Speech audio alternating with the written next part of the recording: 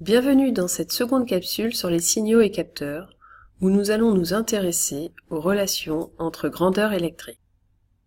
Intéressons-nous d'abord à la loi d'Ohm.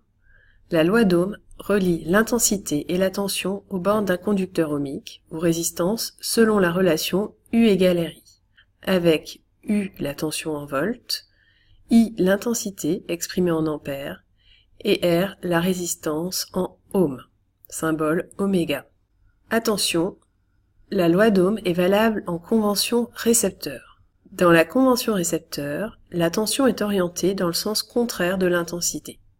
A contrario, en convention générateur, la tension et l'intensité sont orientées dans le même sens. Intéressons-nous maintenant à la relation entre les intensités. Deux dipôles en série sont parcourus par le même courant. Donc l'intensité qui traverse le conducteur ohmique, que l'on note I3, est la même que celle qui traverse la lampe. Passons maintenant à la loi des nœuds. La somme des courants entrant dans un nœud est égale à la somme des courants sortant de ce nœud. Prenons l'exemple du nœud B. Le courant entrant est I1, les courants sortants sont I2 et I3. On a donc I1 égale I2 plus I3. Passons à la relation entre les tensions. La loi des mailles indique que la somme des tensions des dipôles le long d'une maille est égale à 0 V.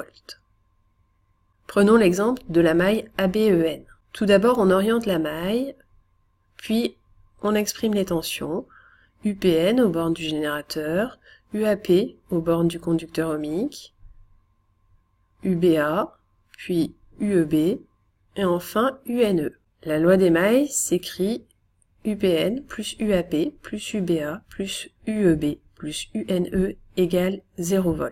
On peut réarranger cette relation et on obtient UAP plus UPN plus UNE plus UEB plus UBA égale 0 V.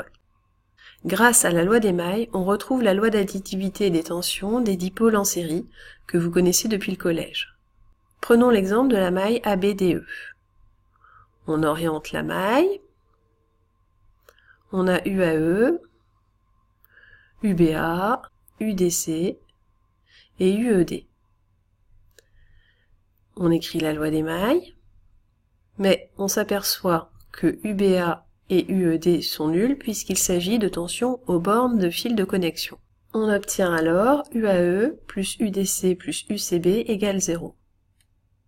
Autrement dit, UAE égale moins UDC moins UCB. Ces signes négatifs peuvent disparaître si on inverse les tensions. Moins UCB est égal à UBC et moins UDC égale UCD. On obtient alors que la tension UAE aux bornes du générateur est égale à la somme des tensions des dipôles en série. La loi des mailles permet aussi de retrouver la loi d'unicité de la tension de dipôles en dérivation. Intéressons-nous à la maille BCDE. On oriente la maille et on exprime les tensions. On écrit la loi des mailles.